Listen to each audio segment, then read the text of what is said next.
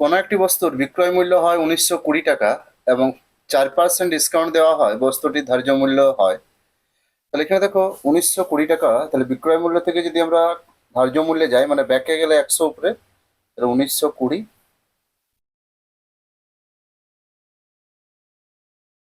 এখানে দেখো 1920 into 100 divide by 4% discount মানে 96%।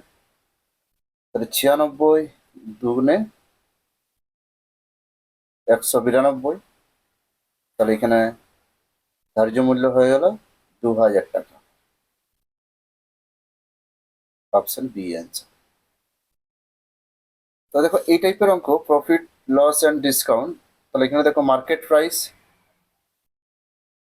তারপরে আছে সেলিং প্রাইস, আর হচ্ছে কস্ট প্রাইস।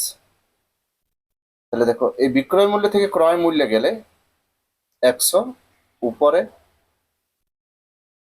আর লাভ ক্ষতি পার্সেন্টেজ যেটা আছে সেটা নিচের 100 সাথে যোগ বিয়োগ। আবার বিক্রয় মূল্য থেকে যদি আমরা ধার্য মূল্যে যাই, তাহলে 100 উপরে আর নিচে ছাড় পার্সেন্টেজ 100 থেকে বিয়োগ। আবার ক্রয় মূল্য থেকে যদি বিক্রয় মূল্যে যাই, তাহলে আমার 100 নিচে আর উপরে লাভ পার্সেন্টেজ ক্ষতি পার্সেন্টেজ 100 সাথে যোগ বিয়োগ। আবার ধার্য মূল্য থেকে যদি আমরা বিক্রয় মূল্যে যাই, তাহলে দেখো 100 নিচে আর উপরে 100 সাথে 60% বিয়োগ।